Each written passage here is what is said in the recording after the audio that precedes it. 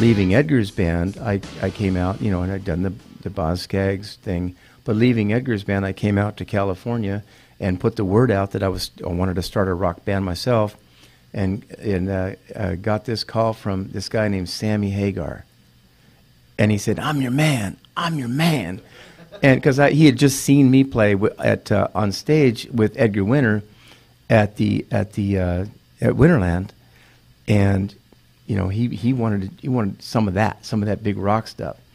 And so, and we clicked immediately. He brought his list of songs out, brought his lyrics, got mine. We got together.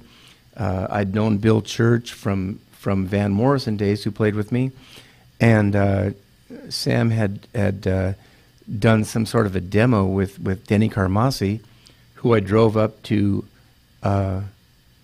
Cotati at this club called the Inn of the Beginning, and hired him on the spot from the band he was in, because it was like a little club band. I said, "You want him?" And he said, yeah, okay. We shook hands, and it was a done deal. But so that wasn't, there's never been a challenge working with people in a band as far as like writing. I've just been really lucky. I mean, I know a lot of, especially guitar players and singers, have conflicts, or any musician, anybody who writes music and someone who writes lyrics, they kind of go back and forth. But I haven't had that. That challenge wasn't there. The challenge was just to do the best we could and ignore everybody else and just do what we want to do. Well, that album that came together is just even better 40 years later almost. Can we hear some of the licks there? Like Rock the Nation, well, Rock Candy. Yeah, well, that was one thing. I'm trying to figure out where I got that from. It was like a...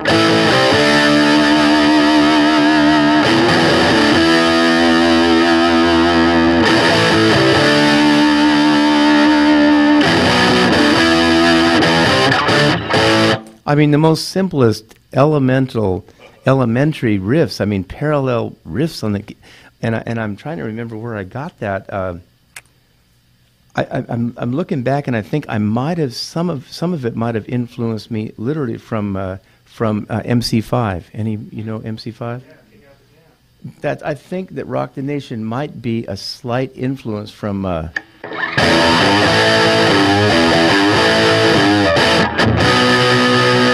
You know what I mean? I think I might have had a little bit of that in my head, you know. And Mike Bloomfield said one thing. Mike Bloomfield, the great guitar player from the East West album, you know, the Paul Butterfield band, and he, you know, he gave a quote, and I forget, it's probably somebody else's quote, but he said, whenever imitation becomes so strong that it takes on its own character and its own identity, it becomes innovation. And he's right. I mean, because I obviously wasn't doing that riff, but you know, and riffs from that album, we were sitting in a rehearsal room smaller than this, with 2 stacks of Marshalls, you know, 200-watt stacks of amps, drum kit, huge bass rig, just the PA here, and all that was in the PA was Sammy's voice. So loud that the people outside on the street were going, "What's going on in that room?" It was huge. And we would always, I had a little cassette player, like a lot of bands do now, but I had this little cassette player that I would always just click it, you know, just to hear what we were doing.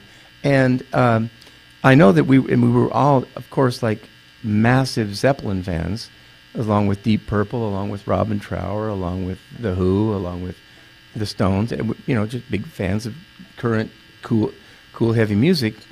And I know that drummer was playing something like When the Levee Breaks, you know, one of those big, deep, you know, halftime things. And I was just screwing around. I was like,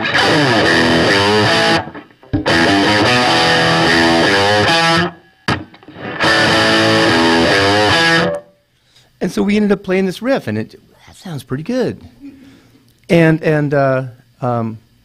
But we went back the next day, and we were trying. That was a cool groove we played yesterday. What was that? And had I not been able to pull my cassette player, rewind it, play the tune back, and get it, we would have never had Rock Candy. I mean, it was that kind of thing. It happened with all that stuff.